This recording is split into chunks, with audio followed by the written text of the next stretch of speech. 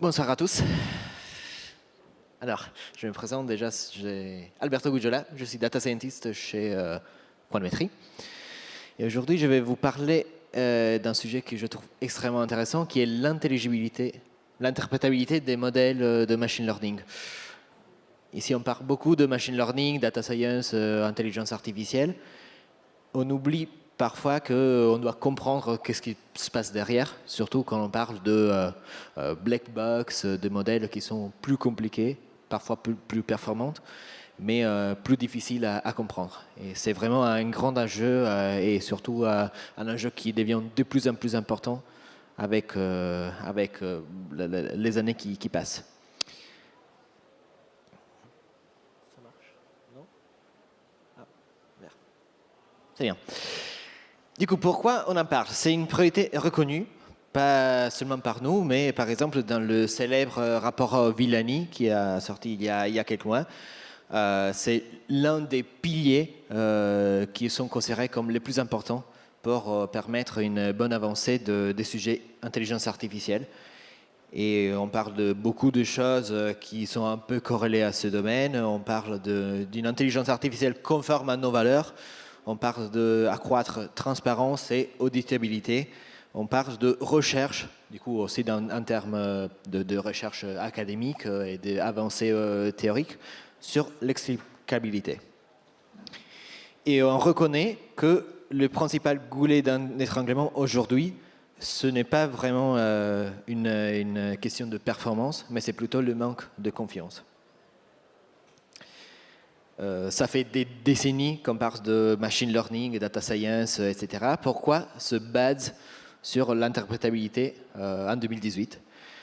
Le point, c'est que historiquement, on a commencé à faire beaucoup de sujets intelligence artificielle sur des projets à faible criticité, on va dire. Un peu le cas typique, c'est le moteur de recommandation de Netflix.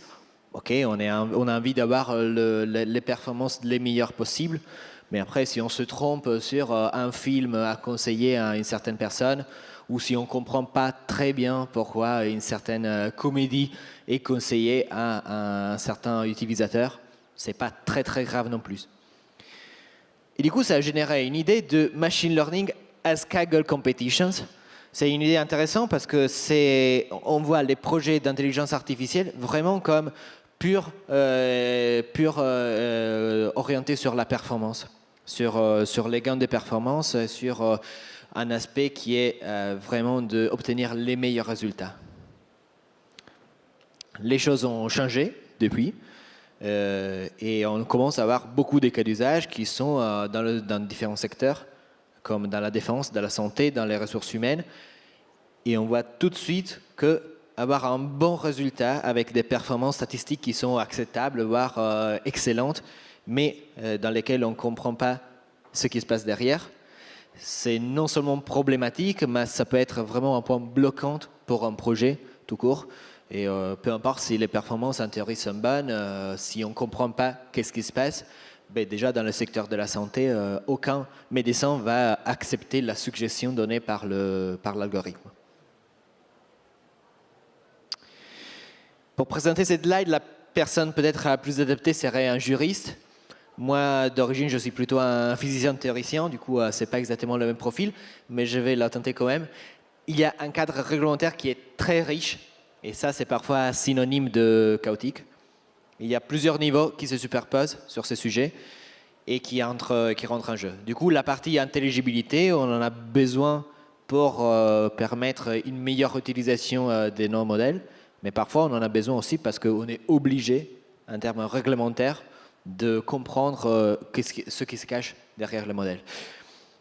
Et du coup, il y a plusieurs niveaux. Comme je le disais, les lois nationales, par exemple la loi informatique et liberté, ça date d'il y a plusieurs décennies, mais c'est encore bizarrement, je dirais, c'est encore très très actuel.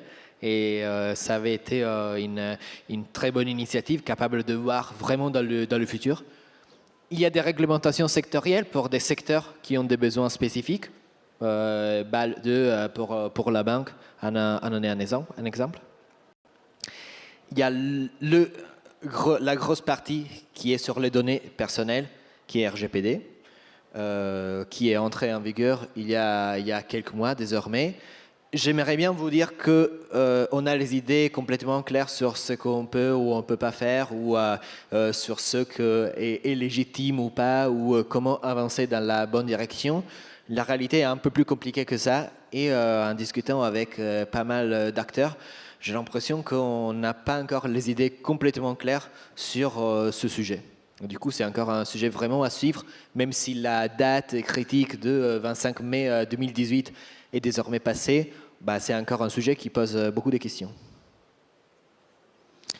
Et un peu dans le même style, je dirais, il y a la réglementation e-privacy qui va jouer un rôle similaire, mais concernant les communications électroniques. Au-delà de toute cette réglementation qui sera adaptée au fur et à mesure, qui sera plus détaillée au fur et à mesure et qui permettra de mieux définir les mots qu'on utilise aussi au fur et à mesure, on peut dire qu'en général, on a deux grosses typologies de projets en intelligence artificielle. Et on voit très bien comment l'intelligibilité peut nous aider, nous être indispensable dans l'une des deux typologies.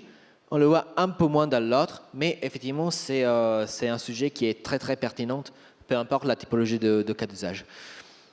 Le sujet dans lequel c'est très clair pourquoi on en a besoin, c'est l'aide à la décision. C'est-à-dire, il y a plein de sujets, ici j'ai mis les deux petits logos pour le sujet santé ou pour le sujet industriel, dans lesquels on a besoin de l'intelligence artificielle pour nous donner des pistes de réflexion, pour nous donner des éléments, pour nous permettre de mieux choisir nos stratégies. Ce sont d'habitude des situations à criticité très élevée. Prendre le mauvais choix en santé, ça peut créer des risques pour des vies. Dans l'industrie, ça peut bloquer des processus industriels très lourds pendant des journées, voire de semaines. On sait très bien que le modèle, comme quelqu'un le disait, tout modèle est faux. Il y en a certains qui sont utiles. Et du coup, on le sait bien, tous les modèles sont faux. Et c'est pour ça qu'on sait qu'il y a certainement beaucoup d'éléments qui ne sont pas pris en compte par les modèles. Et on ne croit pas qu'un modèle tout seul sera capable de donner la réponse vraiment la plus pertinente. C'est pour ça que la décision, au final, revient à l'humain. Parce que on considère qu'il aura tous les éléments pour choisir. Et parmi ces éléments aussi, tous les résultats donnés par les modèles. Mais par contre, ça veut dire qu'il est obligé de comprendre ce qui se passe, parce qu'autrement, il ne va pas changer d'avis si un modèle qui est un mode black box lui donne une suggestion et il ne comprend pas pourquoi. La deuxième catégorie de processus de démarche, c'est dans la décision automatique. Et dans ce cas-là, on aurait envie de dire, peu importe si on ne comprend pas très bien ce qui se passe dans les modèles, au final, c'est un choix automatique, c'est le modèle qui gère, c'est le modèle qui va lancer la campagne de marketing, ou c'est le modèle, dans le cas de la voiture autonome, qui va dire à la voiture s'il faut avancer ou si elle doit s'arrêter. Même dans ce genre de situation, on a besoin de comprendre. Déjà, pour analyser a posteriori les erreurs, on pense à la voiture autonome, on observe des accidents pour la voiture autonome. Et vous imaginez une situation dans laquelle il y a eu un accident et le constructeur d'automobile de voiture autonome dit ouais, dans tous les cas, je ne saurais pas vous dire qu'est-ce qui s'est passé parce que c'est un choix automatique, du coup, je ne sais pas. Même avec un seul accident, tous les 10 millions de kilomètres parcourus, ça mettrait vraiment à risque tout de suite toute une partie d'activité autour de ce sujet. Ce serait complètement impossible d'accepter ça de la part de la population déjà. En termes de décision automatique, on doit savoir comment déclencher le bon levier d'action. Du coup, on imagine un score CRM très bien. C'est un choix automatique, on va juste lancer des mails. Mais après, si on identifie par exemple des personnes qui sont des possibles churners, certainement si on va faire une offre à un prix plus avantageux, on a des chances de les garder davantage avec nous. Mais potentiellement, la raison pour laquelle ils sont des potentiels churners, c'est qu'ils ont eu une mauvaise relation avec le service client. Du coup, ce n'est pas vraiment le prix qui est en train de jouer un rôle, mais plutôt il faut leur proposer des services plus adaptés. Ou alors, il faut savoir leur proposer une offre supplémentaire parce qu'ils considèrent qu'il y a un manque en termes de packaging, en termes de ce qu'ils ont chez nous dans ce moment.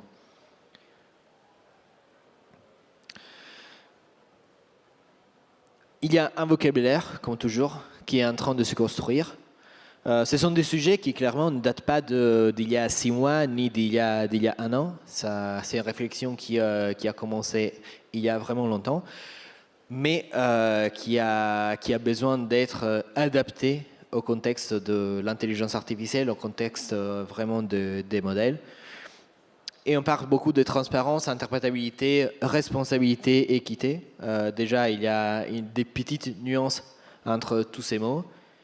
Mais après, je me suis posé la question sur quels mots on aurait besoin de réfléchir davantage pour savoir d'un point de vue vraiment quantitatif et d'un point de vue opérationnel ce qu'il faut faire pour dire que, OK, on a un algorithme qui est équitable. Si on fait l'exemple d'équité, il y a plein de mots qui ne sont pas clairs et qui ne sont pas détaillés. Obligation éthique, déjà, c'est pas évident d'avoir une éthique qui est obligatoire. De tenir compte d'une pluralité de valeurs, de perspectives et d'intérêts sociaux. Tenir compte, de quelle manière, on ne sait pas trop. Une pluralité de valeurs, de perspectives et d'intérêts sociaux, lesquels? C'est très culturel, c'est très dépendant de la période. Les valeurs qui sont considérées aujourd'hui comme indispensables, potentiellement, ne le seront plus d'ici quelques années ou quelques décennies.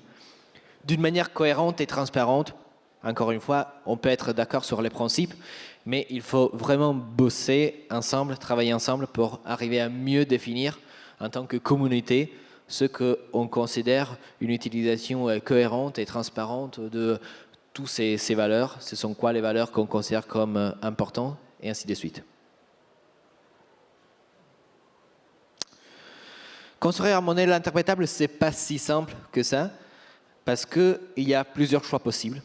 On n'est pas dans une situation où on peut dire on veut un modèle interprétable. Il y a d'un côté les modèles non interprétables, de l'autre les modèles interprétables.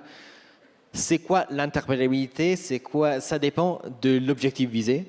Est-ce qu'on veut être capable de, entre data scientists, être capable de comprendre mieux le modèle? Est-ce qu'on veut être capable d'expliquer ce modèle à un expert métier? Est-ce que c'est l'expert métier qui doit savoir l'expliquer encore à un tiers? On pense au crédit en banque. Au final, dans la situation optimale, c'est l'agent des banques auquel nous, les data scientists, on a expliqué le modèle, qui doit être en mesure d'expliquer le résultat à quelqu'un, à un client qui rentre dans son agence. Ça dépend des données utilisées. Clairement, l'interprétabilité sur des données vidéo n'a presque rien à voir avec l'interprétabilité sur des données de texte ou sur des données tabulaires. Ça dépend de la phase du projet. Parce que si on est en train de cadrer un projet, de faire le tout premier POC pour comprendre s'il y a une valeur, on a besoin de comprendre certaines choses. Si on est dans une phase beaucoup plus avancée, si on est en phase d'industrialisation, par exemple, on a besoin toujours de comprendre la démarche, mais d'une manière très très différente. Et du coup, le bon niveau d'interprétabilité doit être identifié, doit être cadré. Il faut réfléchir, il faut s'assurer qu'on est bien aligné sur ce qu'on cherche. Il ne faut pas imaginer ça comme un bouton, on allume ou on éteint l'interprétabilité, mais c'est comme un curseur, voire plusieurs curseurs, parce qu'on peut avoir l'interprétabilité en fonction de plusieurs axes d'analyse. Et du coup, pour chacun parmi ces curseurs, il faut savoir bien le positionner de manière adaptée à nos besoins, à nos interlocuteurs et aux données et aux modèles qui sont vraiment utilisés. À chaque fois, il faut vraiment se reposer la question de qu'est-ce qu'on cherche en termes d'interprétabilité. C'est pour ça qu'il est plutôt intéressant d'identifier un cadre commun méthodologique qui va être décliné en fonction du contexte plutôt que de chercher une solution qui va toujours marcher. Je vais terminer sur ça. D'un premier coup, on aurait envie de voir ça comme une contrainte parce qu'on doit trouver un compromis entre performance et compréhension. On doit former les équipes métiers.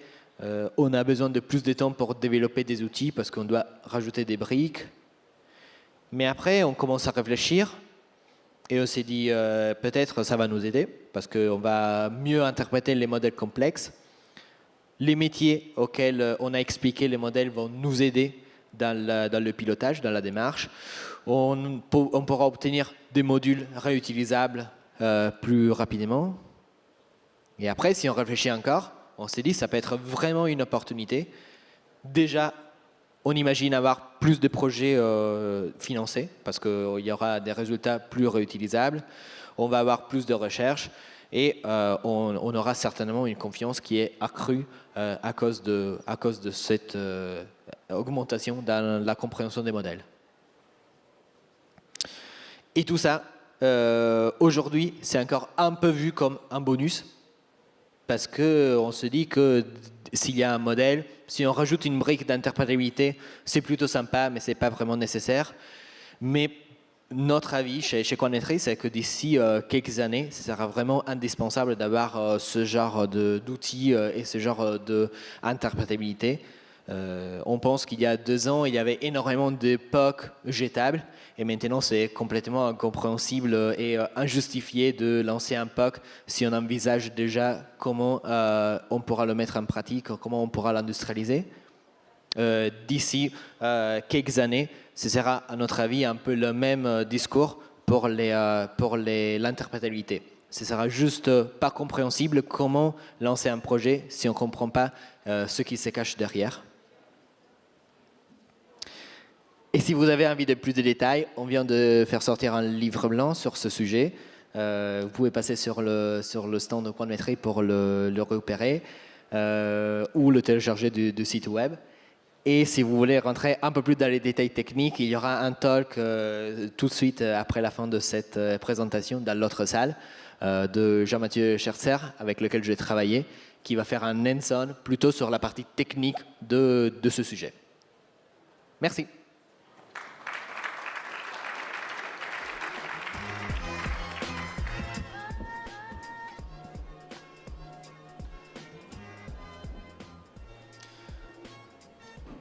Je ne sais pas s'il y a une question ou sinon je serai à disposition si vous voulez me voir tout à l'heure.